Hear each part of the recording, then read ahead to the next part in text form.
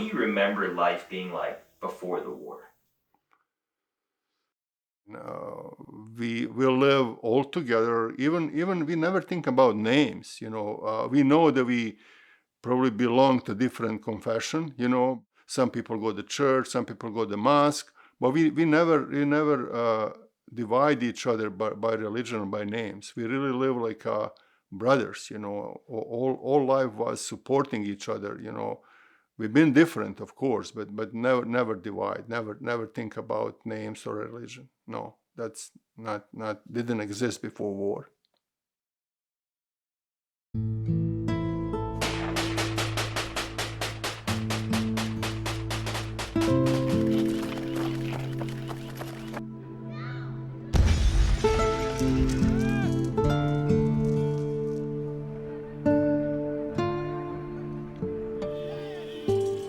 When I noticed that everybody's dying, that we were under shelling all the time, every day, so I figured out if everybody die, I can die too.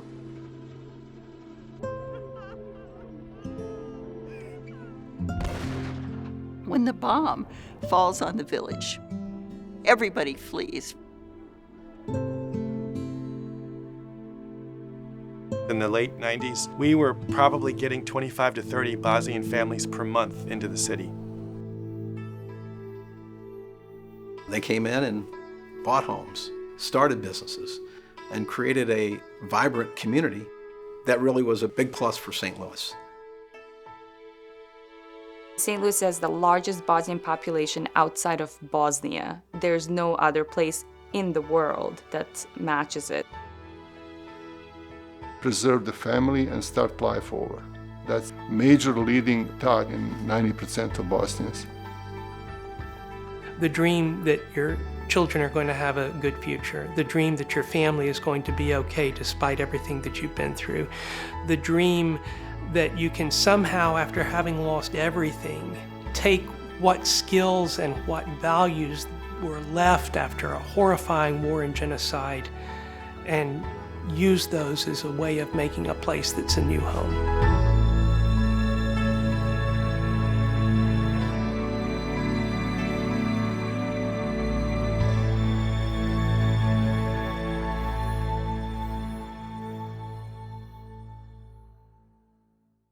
In the late 1980s, the beginning of the 1990s, with the fall of the Berlin Wall, the organizing principle of communism that held countries together like Yugoslavia gave way to the rise of nationalism.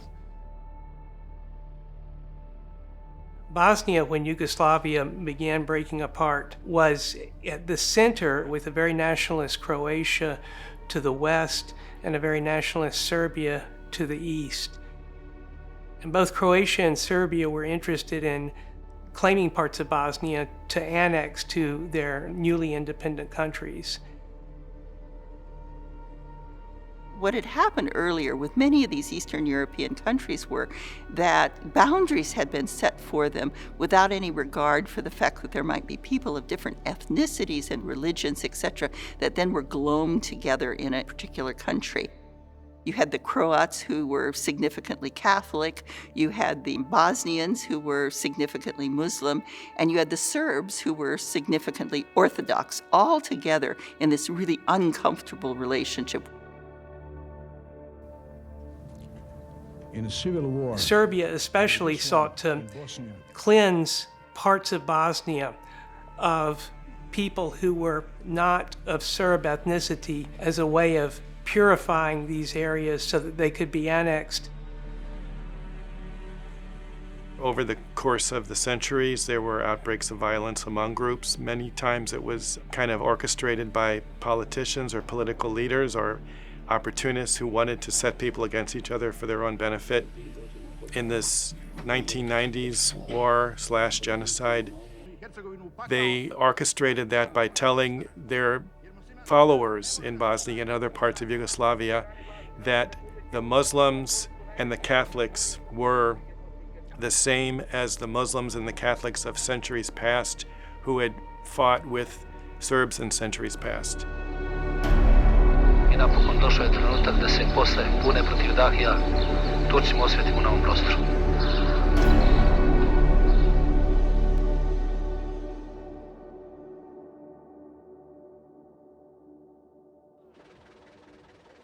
Serbian militias began a process of taking over Bosnian territory. Big cities like Sarajevo were placed under siege, which meant no one could go in or out.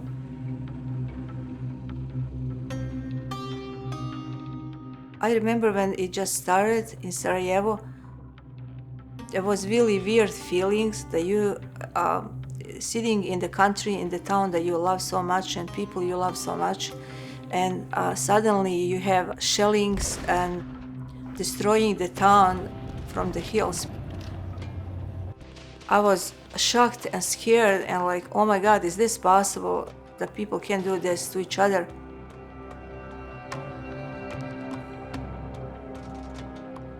I was about 6 when the war started. I remember tanks when they started rolling through our streets and the dents that they left on the sides of the road. Seeing people carry big shotguns all around, like people shooting. I remember one of our neighbors being shot on the spot in front of our building. And then I remember looking out the window and watching columns of people being brought out of their homes and lined up on our road just in front of our building and being taken somewhere. There were a lot of soldiers moving through our town, a lot of tanks. My dad having to flee and not stay at our house because they came looking for him right away. It's hard to explain to somebody that your whole life all of a sudden just shifts into horrendous happenings. It's hard to explain to somebody that as a 10-year-old you're witnessing, all these atrocities. Imagine that you are a Bosnian living in your community and you wake up one day and your village is on fire and your next door neighbor that you were sharing your vegetables with is now raping and killing your loved ones, all over religious differences.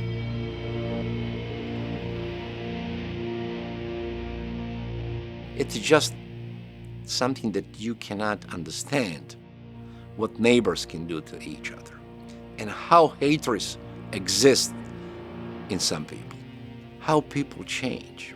Or maybe they were able to hide that kind of behavior or attitude they had towards others. It is still hard for me to understand that part. How could you be a good neighbor, friend, even cousin with someone and kill that person the following day without reason, without that person making any harm to you?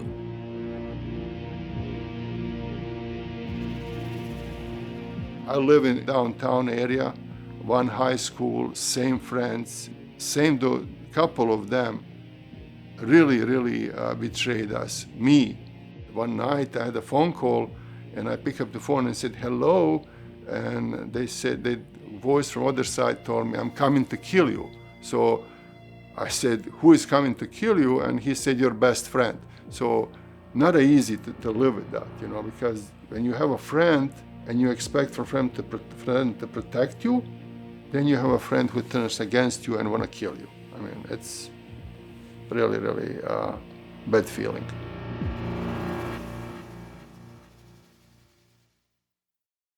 The intelligentsia and the people that had the ability to keep the society functioning, lawyers, doctors, engineers, were placed in concentration camps where they were, some murdered just outright, some tortured and brutalized in ways that were shocking. Images of skeletal prisoners that were very reminiscent of what we had seen during the Second World War. My dad was taken away pretty much at the very beginning of the takeover of our hometown. So I remember walking to the local market and a police car stopping on the side of the road and basically ushering him into the car, and my mom telling me that Dad went on a business trip. And I distinctly remember knowing that that wasn't true, even though I didn't know what actually happened, but I just knew that that was not true because she was also crying. Part of the thinking behind that selective extermination of people in leadership positions was that it would be an assault on the community and keep people from returning. If you destroy the leadership within the community, then the community itself is destroyed.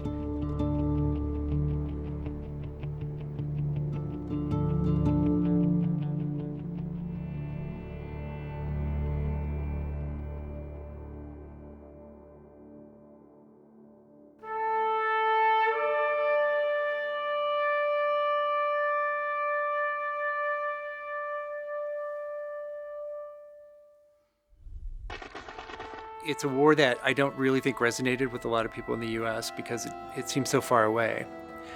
If it had been something, a European country like France or Italy or something like that, I think people would have paid more attention because that's where sort of traditional ancestors come from in the U.S.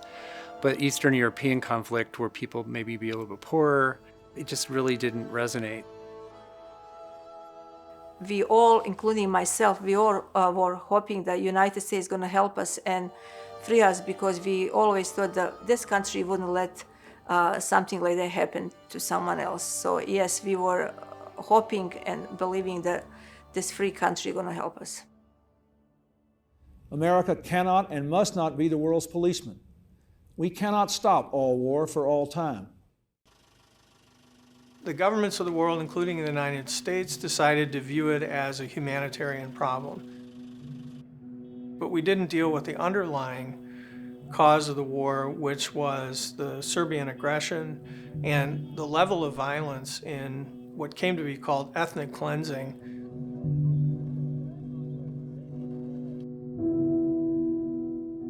The U.S. Department of State makes a recommendation to the president every year in terms of how many refugees from what countries should be admitted. And back there in the early 90s, obviously, this was the Clinton administration. There was a lot of different, negotiations going on in terms of how to be able to assist the Bosnians without the U.S. getting into a war with Serbia. The State Department is the one that created the Refugee Resettlement Program. And they pick cities for resettlement of refugees based on several things. One, do you have the infrastructure, like the social service agencies in place to do that? And St. Louis International Institute is the primary resettlement agency. But affordable housing, and plenty of it, is really important. And so I guess one good thing about St. Louis as a declining city is it did have a lot of housing stock. St. Louis is and was a major city, but in terms of population, it had a population of around 800,000 at the time of the Second World War. And like other big cities, St. Louis saw a massive wave of migration to the suburbs with soldiers returning from the Second World War. Another thing that accelerated that decline was the development of highways 44 and 55, which bisected neighborhoods, traditional immigrant neighborhoods, where people had lived for a long time. So it was a combination of forces, the result of which was cities like St. Louis really saw the beginning of a process of decline. Racism was often leveraged within St. Louis as a way of encouraging people who were white to flee the city and go to certain places within the county that had been developed. And this resulted in the abandonment of some neighborhoods. It also resulted in a kind of segregation where people who were African American were left behind to live in a city that had been vacated by people of the middle class and upper middle class. As you got into the middle part of the 1900s, there was a lot of white flight, suburbanization, people moving away from the river where so much industry and commerce was based. And that really changed the trajectory of St. Louis.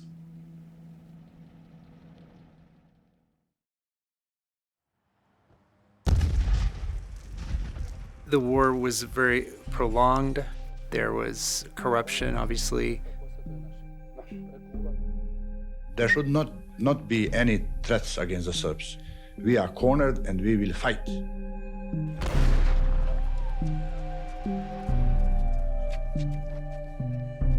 With the Bosnian population, it was pretty unprecedented that that number of people were displaced so quickly and had to find a new home so quickly. It started hitting me when we started fleeing our house. Makes you grow up really, really fast. Because as a 10-year-old refugee, you kind of have to pick yourself up and say, okay, this is serious. I've got to listen to my folks. I've got to do everything that I can that's in my power to alleviate their suffering, to alleviate their situation, to help them out as much as I can. So it makes you grow up real fast. You know you have to leave, but you don't know where you're going to go. I mean, many of us didn't know where we're going, where we continue to live. I mean, I never even dream about coming to United States. So yeah, what was really, really horrible experience, leaving family behind you. So I didn't want to get out, and I stayed and I worked for Red Cross. And I was very optimistic that things would go the right way, that the war would stop and people would go back to their normal life as they had it before the war. However, by the end of '94, I realized that the peace is far away, that the hatred has rooted inside the people, and then that would last a long, long time. That is when we decided to move to the United States of America. Did you have a sense of guilt leaving Bosnia? Oh, yes, a lot. And that's probably a reason why I had to immediately get involved, because I know they count on me. So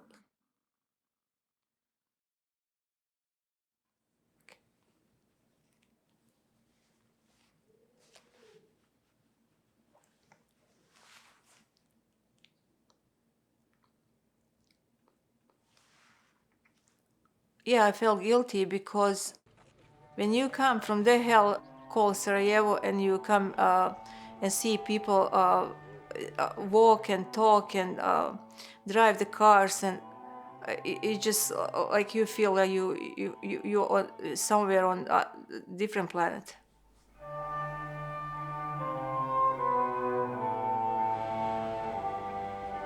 What a lot of people don't know is that the U.S. usually just takes the healthiest first.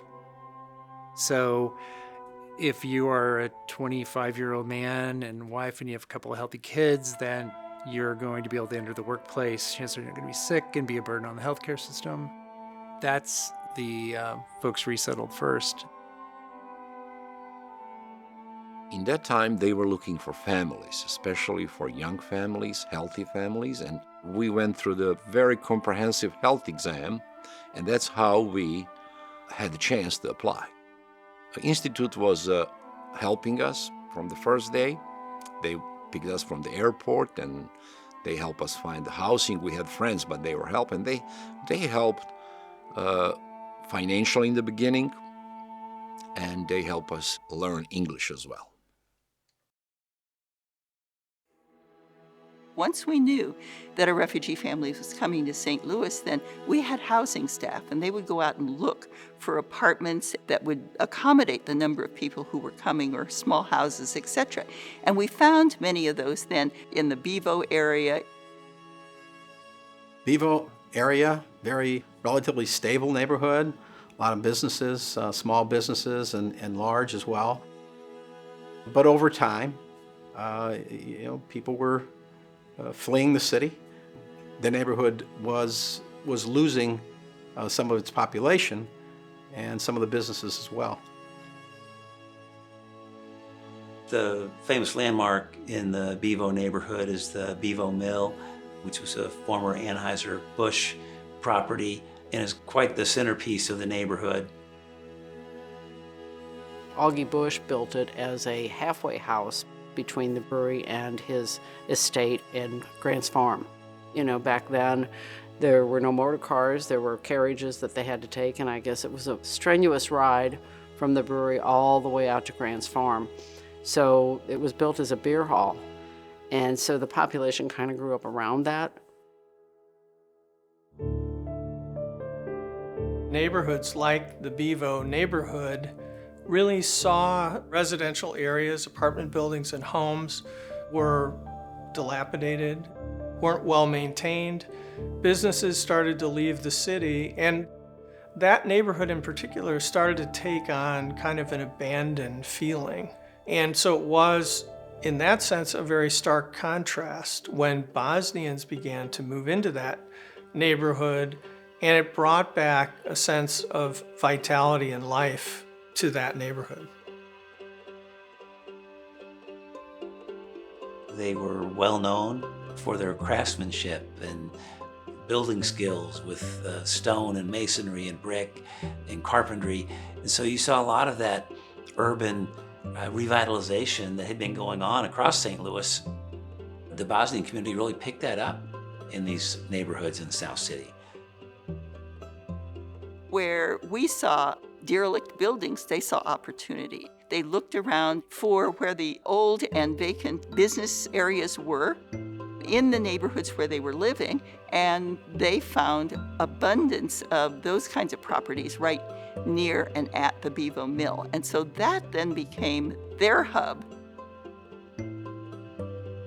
The neighborhood became known as Little Bosnia because they bought homes, they bought apartments, rented apartments, also started shops, restaurants, bakeries, and other businesses within the community. Most of our coffee shops, most of our butcher shops, our insurance agents, everything was around the Bevo area.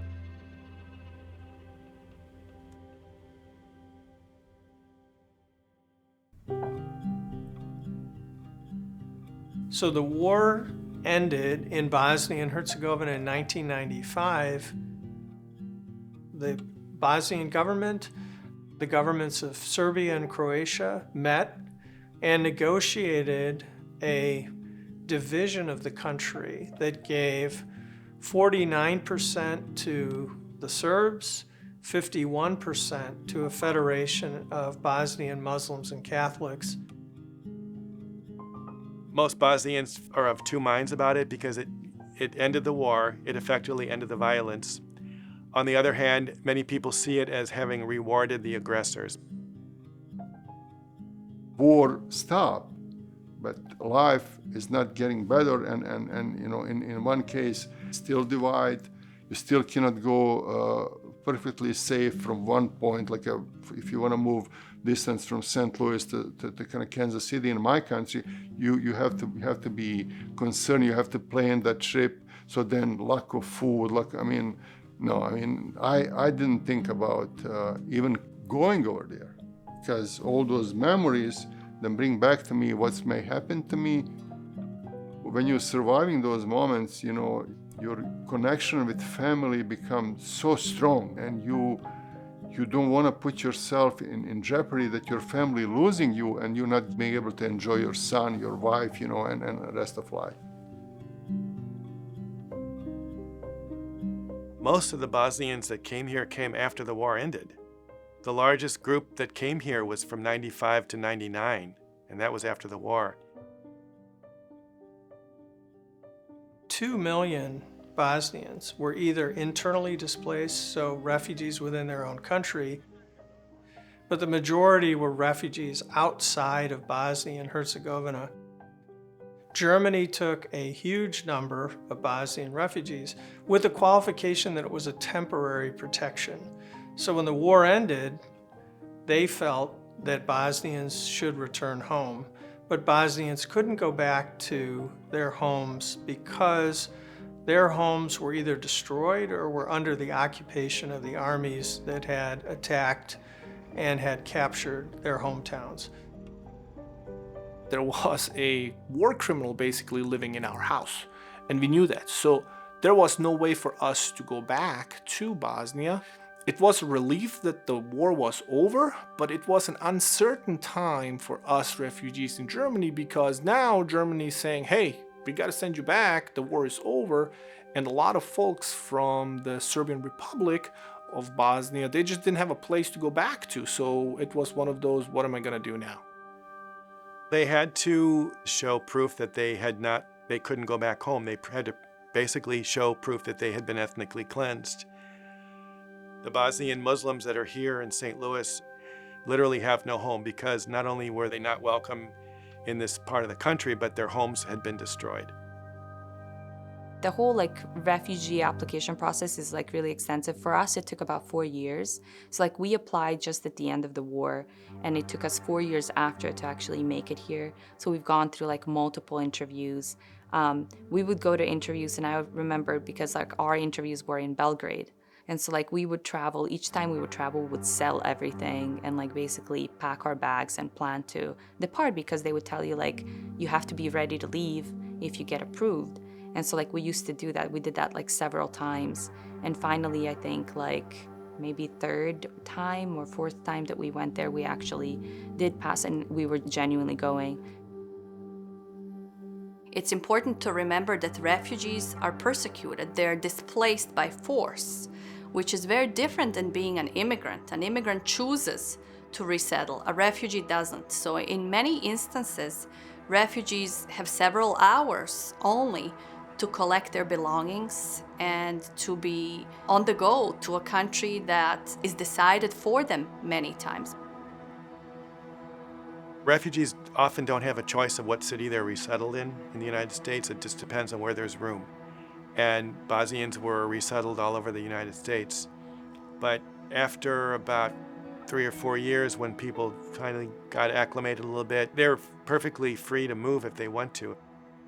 So a lot of Bosnians moved from other American cities to St. Louis. My staff would go to meetings in different parts of the country, for instance, and run into people, and they go, oh, I know St. Louis, that's where all our Bosnians are moving to. And we're going, oh, really, what's happening here? And we would hear this over and over again. And what had happened was this phenomenon known as secondary migration. And so because we had this core that was growing fairly quickly of individuals who were sponsored directly to St. Louis, then Bosnian refugees who might have been resettled in Philadelphia or San Francisco or New York and ended up in these large environments where the housing was unaffordable even in those days and where their job access was limited. And then they'd hear about cousin Adnan in St. Louis, well, gee, he rented a house over on the south side. Let's go to St. Louis. And so they'd pick up and they'd move to St. Louis.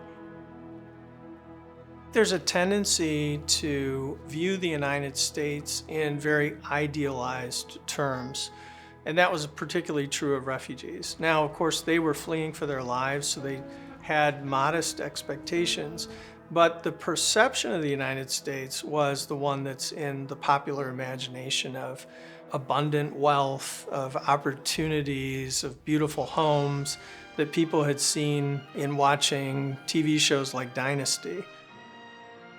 We had those Dynasty, then have Bonanza, and they have Dallas. I remember hearing a lot of people say that some of the more popular American TV shows were Beverly Hills 90210 and Melrose Place. So they were expecting to have a swimming pool in their backyard when they came here. Baywatch was popular. I was thinking, man, here comes the beach, here comes Baywatch, here comes Pamela Anderson. And then I get off the plane in St. Louis, and the only thing that I get hit with is the, humidity of the summer of St. Louis. No Pamela Anderson, none of that.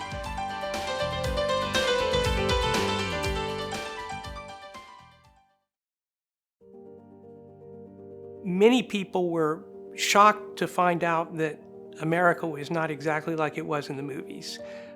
And of course, for refugees who have to often leave behind very highly paid professional positions in their home country and take on menial positions in their new country, Many were surprised to find it was a bit of a step down from what they had known before the war. My diploma, my education is just not working here because, it's different school system. So you basically has to start from beginning, and then really was good, hectic experience to find a way. You're working all day long and maybe working 2 or 3 jobs, and you still have to find a way that because you want a better job. I mean, you're not going to stay in that position for long. I worked some job that I never expect to work. I was the president of the company. I had all the privilege and all the benefits of being a president, young engineer, educated in that time in Bosnia. And going from that position to be entry-level employee, that was tough, that was challenge. However, I knew that I had to go through. I had a family. My wife couldn't work because of the small children and she couldn't speak English. So that was a challenge, of course, for everyone, not just for me. There were a lot of native-born Americans in the community that really were very unhappy about the Bosnians living in the neighborhood, but they were also very unhappy about them opening businesses there. People fear change. They don't like things being done differently, and if they see people they perceive as different becoming a bigger and bigger part of their community, there's a reaction against that.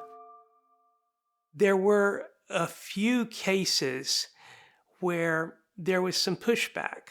For example, Bosnians in rural areas of Bosnia typically smoke their own meat as a way of preserving it.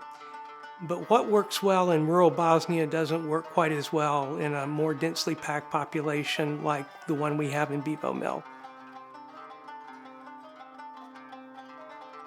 So you would be going down the alley of your neighborhood and there's like blood running down the alley. And so, of course, it's St. Louis and everybody thinks somebody's, there's been a horrible crime scene.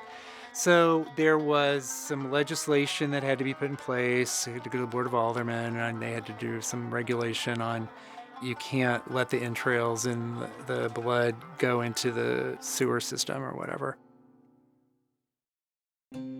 There were many misconceptions about Bosnians for a couple of reasons, but money was the biggest one, a lack of understanding about the money because there were these rumors about the families and the fact that the federal government gave them $50,000 or gave them interest-free loans or a variety of different things like that. I heard stories about each family member got 50,000. I was really surprised that some people talk about it and how they come up with this story was weird. Anytime a different race or ethnicity, a group of people, foreigners, come into your community, those kind of rumors happen, When Bosnians move in and seem to move up so quickly on the socio and economic ladder, then there's a belief of they must have been given some extra advantage. They saw Bosnians driving nice cars, and it kind of increased that tension and created some myths. The reality was this. When they arrived over here, they could bring money with them, and they did in some cases. So the money they had beyond $500 per refugee, that was all the U.S. government gave them at that point. A family of 4 got $2,000, and out of that we had to take the first month's rent and security deposit, buy them bus passes, do what was necessary to be able to resettle them, and then the rest of it they could use for expenses until they got their first job. But these individuals also at that point then had their savings, and so when they arrived here, they were able to buy a house, they could buy a car within a few months, etc., because they'd saved this money. So this was their money that they used to be able to start this, not money that the federal government was providing. There's always going to be that prejudice about new arrivals to the United States from the, folks that have been here, I guess, longer than us. And some of them are going to be, hey, the government paid all of these things to us and they just set us up for life. They gave us all these freebies. Unfortunately, that's not the case. Unfortunately, when we first arrived, we did receive some government assistance for like 3 months. But once all of that, period was over, my dad started working right away, I started working right away, and it was just a level playing field, just like any other folks that are here in the United States. Hey, it's up to you how much you want to succeed. It used to annoy me when Americans would say things like, oh, you guys get all this money and stuff, because I thought like, wow, that's like, it's nothing. Like, we're moving from another country and like, it's 3 months. It's like, who do you expect to like adjust in 3 months? It wasn't the case in Bosnia that we had to save a lot of money. That was a lesson that we learned starting in '92 when the war broke out. People who had the money, they saved their families, they moved, they were able to travel and go to the rest of Europe. People who didn't have the money saved, they had to stay. So now Bosnians are very, very cautious about money. And most of us save, and most of us want to have enough money to survive for a few months, even without any income. There is a sink or swim philosophy. So the United States, in contrast to places in Europe, receives refugees and expects them to get a job right away, get their kids enrolled in school. And I used to think that was very harsh, that I saw people struggling initially. But what I came to see over time is that kind of self-sufficiency, which is really the dominant part of our culture, conditioned people to make it on their own. And Bosnians had certain advantages. It was really their skin color and their race. I think that if you come in here as a refugee that looked different than white America, that you were treated differently. So Bosnians had that advantage, I suppose. I think that if Bosnians were not white, the story would be written completely different. So Bosnians had an invisible advantage in being white because they were offered opportunities to resettle and integrate that perhaps some other groups, non-white refugees, don't have and wouldn't have had. The success of Bosnians has also sometimes been deployed, not by Bosnians, but by other people in St. Louis as a way of blaming other populations for their own failure to survive. It goes something like this. Look what the Bosnians have done. They have become so prosperous when they lost everything in the 1990s. Why can't you do that? If you grow up poor in America and you grow up in a family that can't afford education, if your parents or grandparents never went to school or never put emphasis on going to school, or just simply didn't have the means and didn't see it as a way out, I think people feel trapped in poverty in the U.S. sometimes and don't see it as a way out. They didn't see being poor as a lifelong sentence for them. They were willing to work hard to achieve what they lost, and they did. Yes, they started off many times with the clothes on their back, but they willingly took the jobs that were offered to them. Why domestic people do not succeed that fast, that's very, very normal. They have everything and they think it's granted to them, and they do not have a need to push so hard as we did. You have to realize that people who arrived to America and St. Louis, they were healthy people. They were young people. They were educated people and people with skills. So you have to use that as a factor. The Bosnians, I used to say, had a double whammy in terms of resettlement in the United States. They were refugees, which meant they were foreign-born, and so in an area like St. Louis, there was going to be some discrimination because of that. And then there was the issue over and above that of they were Muslim. Interestingly, a lot of people in South St. Louis did not realize that most of the Bosnians who had come to their neighborhood were Muslim. They did not look stereotypically like somebody, for example, who was immigrating from the Middle East, from a place like Iran or Iraq. You know, it was a little bit jarring, I guess, for a lot of Americans who tended to think Muslim equals Arab or Middle Eastern, and so they would meet these blonde-haired, blue-eyed Muslims from Bosnia that kind of threw them.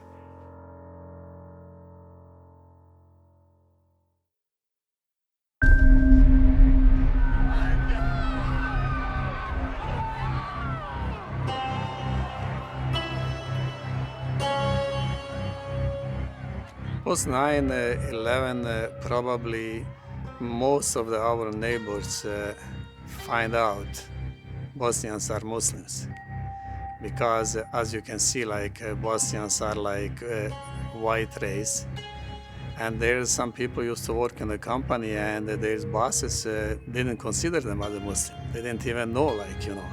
So then they find out later on. Some people lost their jobs like after 9/11 just because of belonging to the Islam as a religion.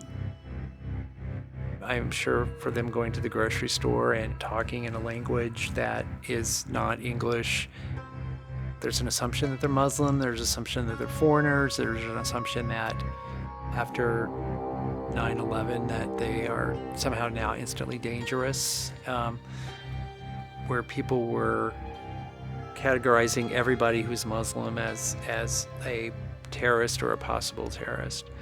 And obviously families were rightly scared about that.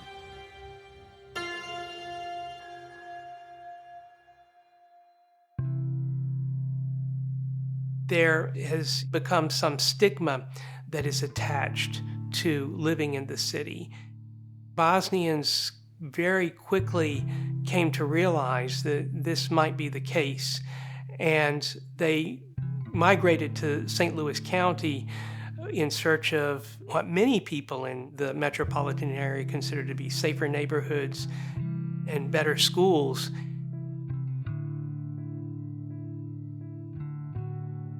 It happened pretty quickly, and I don't think that the city, meaning city leaders, I guess, really understood the value of the refugees at that point.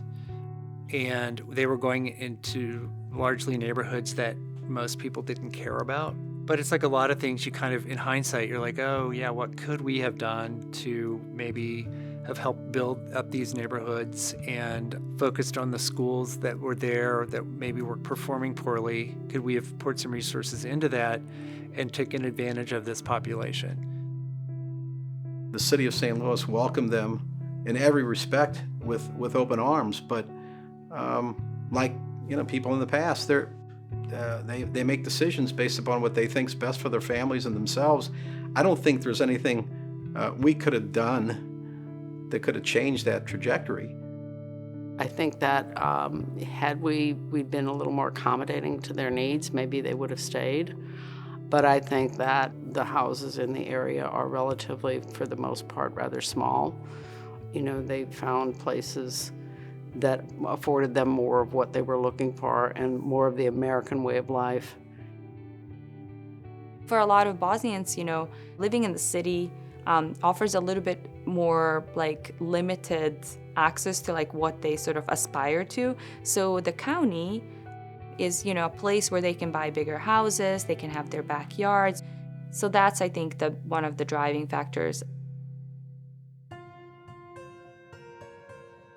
I think in some ways the problems of this metropolitan area and the division between city and county go so deep that it would have been really very difficult to prevent a migration that Bosnians have seen in their best interest and that for 50 or 60 years a lot of other groups have seen in their best interest.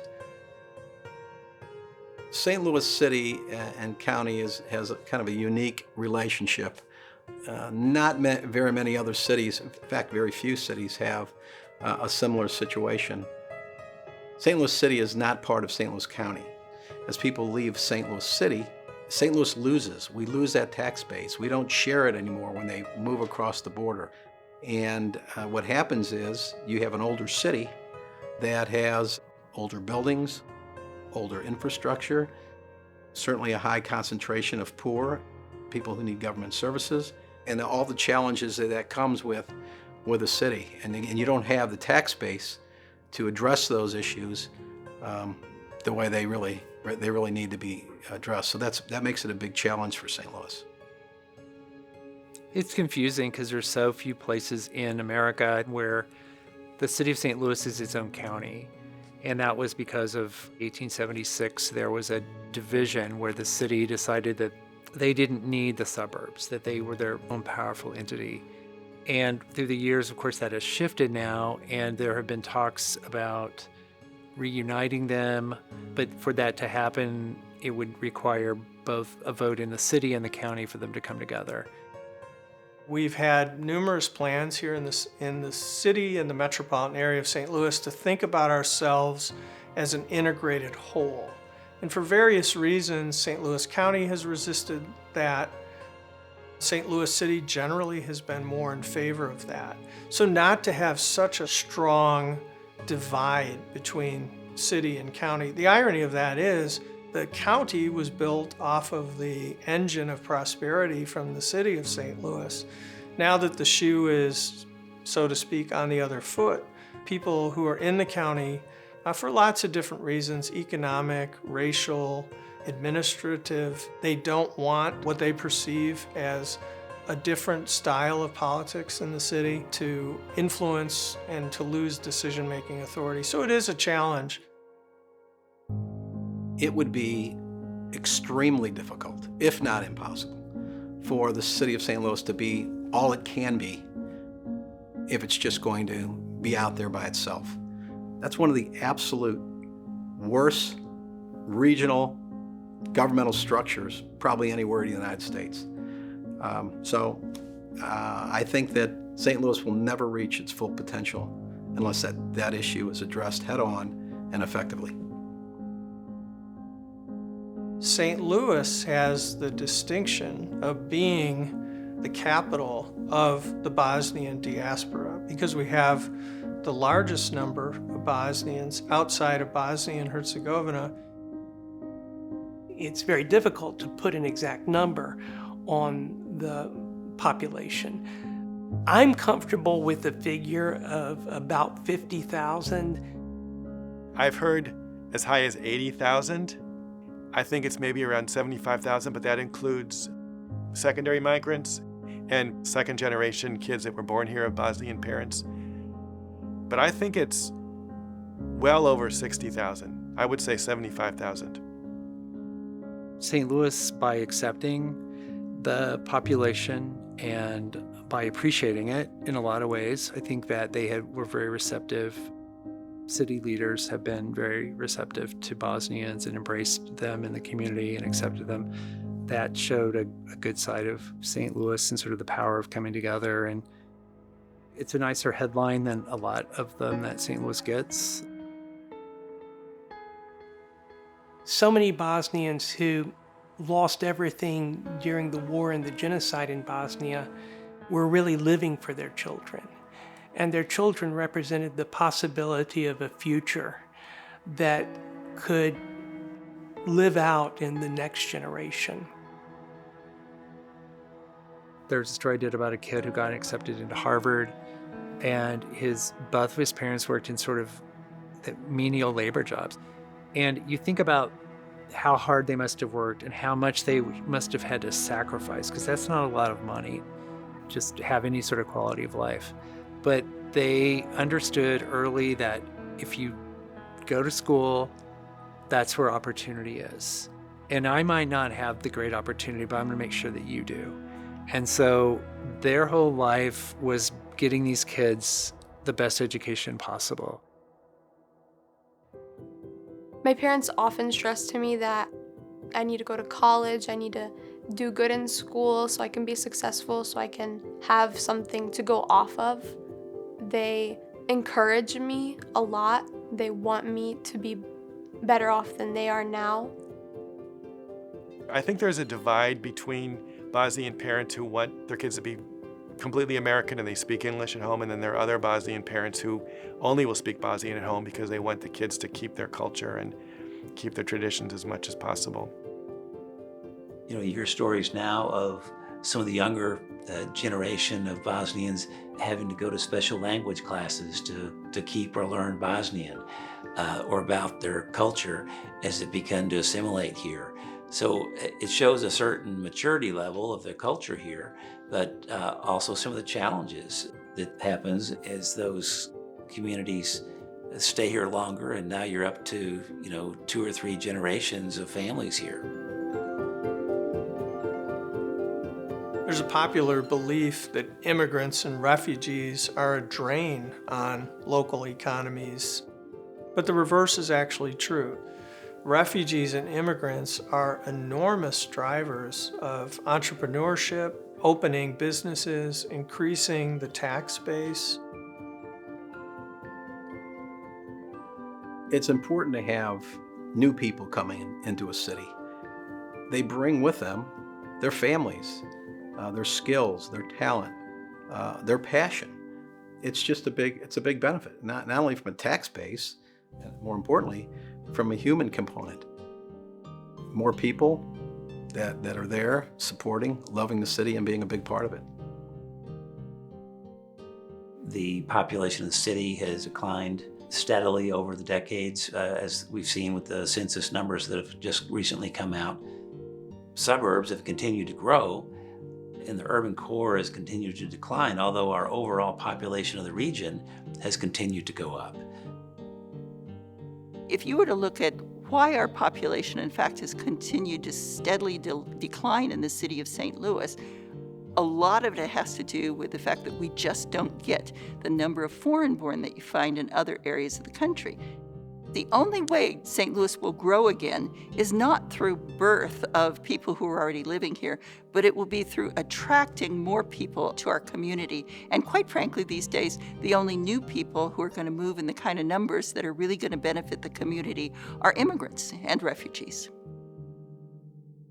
I do think that in many respects, the Bosnians have represented the fulfillment of the American dream by the conventional standards that we use to define that.